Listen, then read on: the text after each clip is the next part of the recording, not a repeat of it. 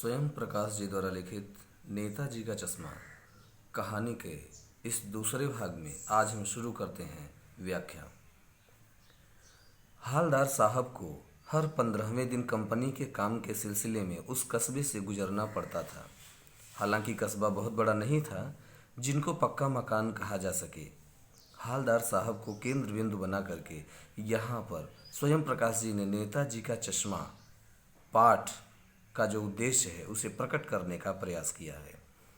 हालदार साहब को हर 15वें दिन कंपनी के काम के सिलसिले में उस कस्बे से गुजरना पड़ता था। हालांकि कस्बा बहुत बड़ा नहीं था जिनको पक्का मकान कहा जा सके, वैसे कुछ ही मकान और जिसे बाजार कहा जा सके वैसा एक ही बाजार था। यहाँ पर थोड़ा सा दिखाई कम दे रहा है क्योंकि पीछे का रंग इधर उभर कर आ गया है। आप लोग अपनी किताब में खोल कर देखेंगे तो समझ में आ जाएगा। मैं पढ़ता चला जा रहा हूँ।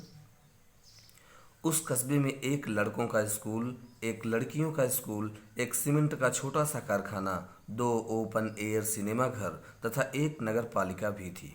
वहाँ इतनी सुविधाएं उपलब्ध थीं और नगर पालिका थी तो कुछ न कुछ करती भी रहती थी। जो नगर पालिका थी उसे स्वयं प्रकाश जी बता रहे हैं, वह हमेशा कुछ न कुछ कार्य करती ही रहती थी। जैसे कभी कोई सड़क पक्की बनवा दी, कभी कुछ पेशाब घर बनवा दिए, कभी कबूतरों की छतरी बनवा दी और तो कभी कवि सम्मेलन करवा दिया। इसी नगर पालिका के किसी उत्साही बोर्ड अथवा प्रशासनिक अधिकारी ने एक बार शहर के मुख्य बाजार के प्रमुख चौराहे पर नेताजी सुभाष चंद्र बोस की एक संगमरमर की प्रतिमा लगवा दी। नगर पालिका के किसी उत्साही बोर्ड अथवा प्रशासनिक अधिकारी के द्वारा शहर के मुख्य बाजार के प्रमुख चौराहे पर एक बार नेताजी सुभाष चंद्र बोस की संगमरमर की प्रतिमा लगवा दी गई। यह कहानी भी उसी प्रतिमा के बारे में है, बल्कि उसके भी एक छोटे से हिस्से के बारे में। लेखक स्वयं प्रकाश जी कहते हैं कि यह कहानी उसी प्रतिमा के बारे में है, बल्कि प्रतिमा के एक छोटे से हिस्से के बारे में, यानी नेताजी का चश्मा, उस प्रतिमा के चश्मे के ही बारे में ये कहानी बताई गई है। चश्मे से ही इस कहानी का उद्देश्य स्पष्ट किया जाएगा।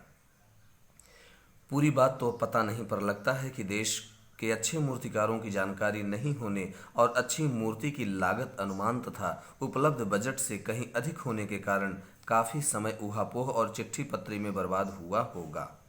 उस मूर्ति के बारे में लेखक कह रहा है कि पूरी बात तो भी पता नहीं, कुछ उन्होंने कमी देखी होगी, जिसे आप आगे पढ़ेंगे और समझेंगे।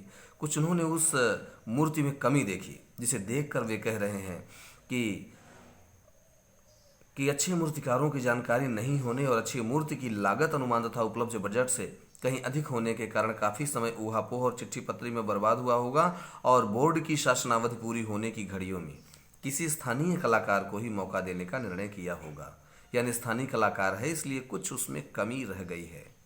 और अंत में कस्बे के एकमात्र हाई स्कूल के इकलौते ड्राइंग मास्टर, मान लीजिए मोतीलाल जी को ही यह काम सौंप दिया गया होगा। ऐसा मान लिया जा रहा है कि उस कस्बे के हाई स्कूल के एक ही कला के अध्यापक रहे होंगे, मान लीजिए मोतीलाल जी, और उनको ये काम सौंप दिया होगा जो 1 महीने में मूर्ति बनाकर पटक देने का विश्वास दिला रहे थे। पटक देने का अर्थ मूर्ति को बनाकर नहीं पटक देंगे, काम कर देने की बात की गई है कि जो 1 महीने में मूर्ति बनाकर पटक देने का विश्वास दिला रहे थे। यानी मोतीलाल जी इतना विश्वास दिला रहे थे कि मैं इस कार्य को 1 महीने के अंदर कर दूंगा।